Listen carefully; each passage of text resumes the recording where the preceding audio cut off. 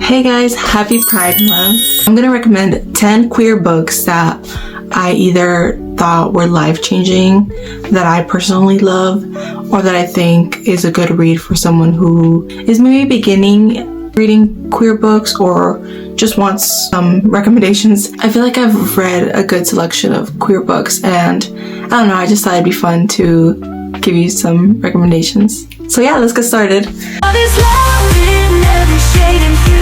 Guys, so our first book, I have to start off with my favorite book of all time, The Song of Achilles by Madeline Miller. This book, guys, everybody raves about it online, right? And I was putting it off. I didn't want to read it. I thought it was going to be boring. Even my book club was like, let's read this book. And I was like, no, I'll choose another book. I think I was intimidated by it being Greek mythology.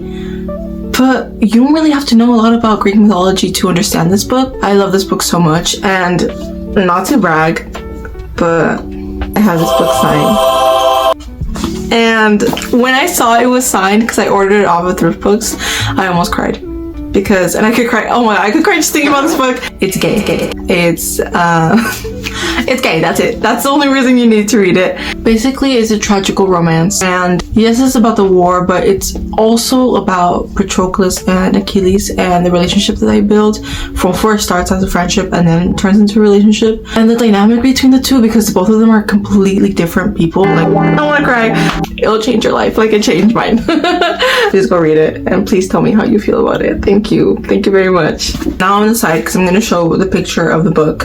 I'm going to talk about Under the Whispering Door by TJ Klune.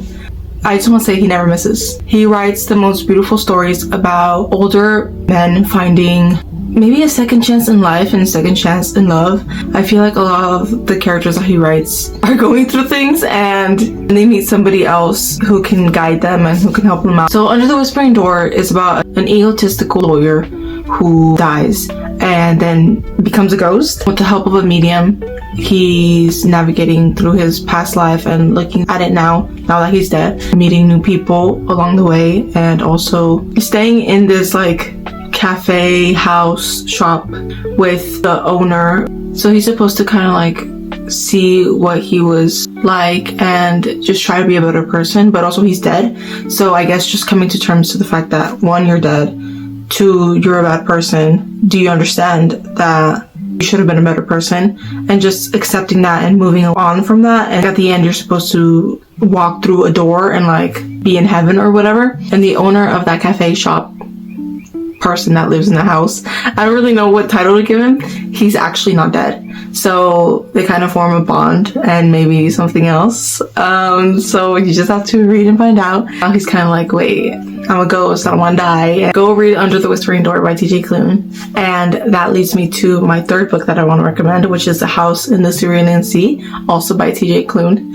This book broke me because, like I said, TJ Klune has such a way of writing. I'm gonna read my summary. It's really short. It's about this 40-year-old caseworker who specializes in foster homes and orphanages and just goes and inspects and makes sure that everything is fine, the children are being well taken care of. And he gets assigned a special case where the children living there in the respective house have special abilities or powers. So when he arrives, he automatically judges them and basically categorizes them, thinking that they are harmful to others. And the more time he spends with them, the more he realizes, wait, they're not harmful. The people outside who are criticizing them and saying that they are harmful are the ones being harmful. The people are discriminating against these children because they have special abilities and powers, right? As he spends time with the children, obviously he starts to bond with them, and he also starts to bond with the caretaker, who happens to also be queer. The guy you want happens to be gay too, you know? Hey, and if they fall in love, who knows? I feel like a lot of the books that I read with children in them, they make them out to be super annoying, and I hate that. So I was a little hesitant to read this book because it involved children the whole time. The way that I didn't even think about it when I was reading it's so good. The children are so funny, they're so sassy, they're so emotional and sensitive, and you really learn a lot from these kids. And now me wanting to cry. There's a sequel to this book. I have not read it.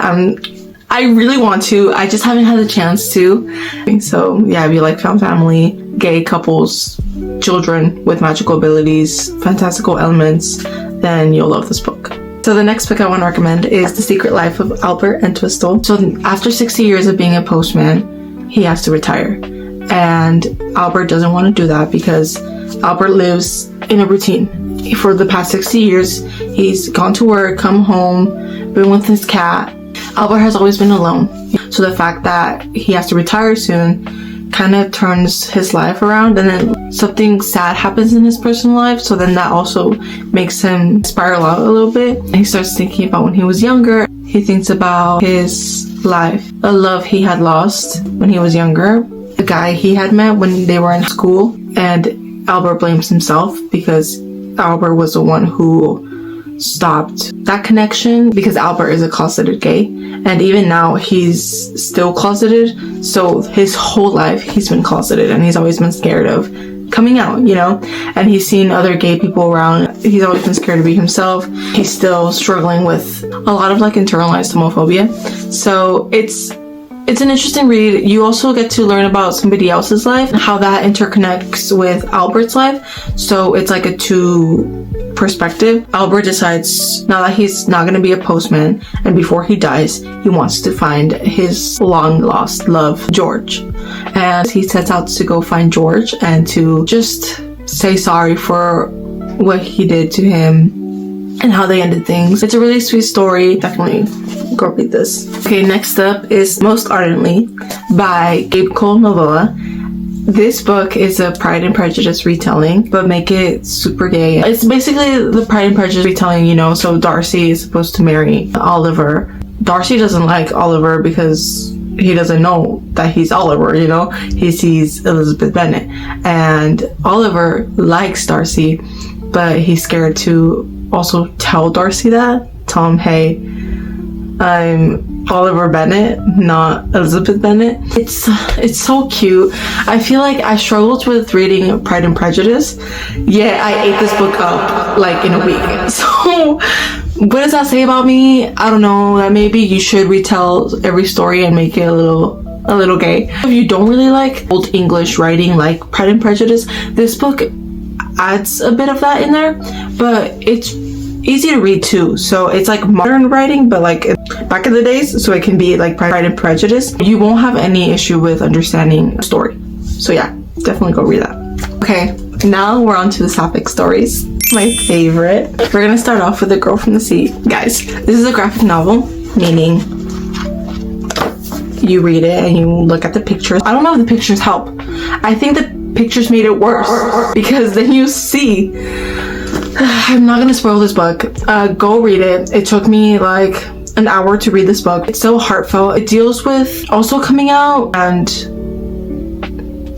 mermaids, and I can't promise a happy ending. I can only promise an open-ended ending. So I think it's up to the reader how you want to interpret this ending. It's just so good. It made me cry.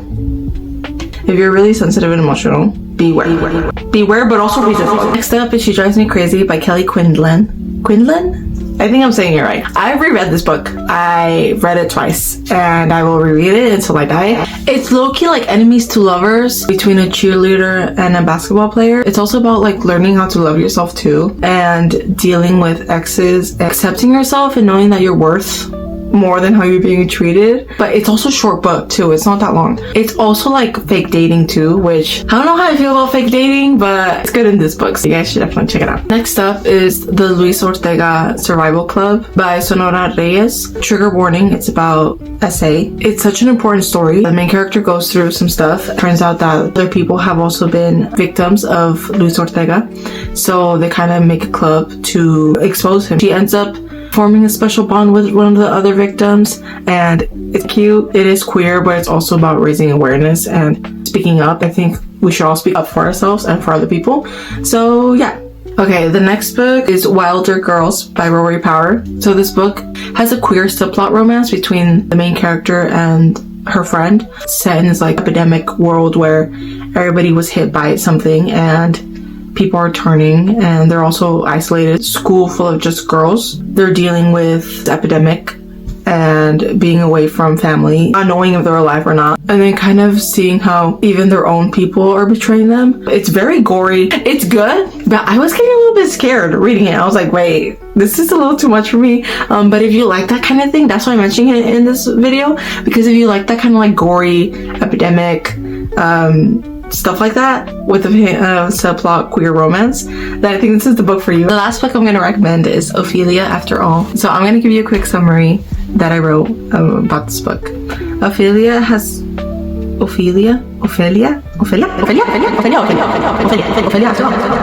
So Ophelia has always been boy crazy, but after meeting Talia, she's still boy crazy, but she's also starting to question if she's girl crazy.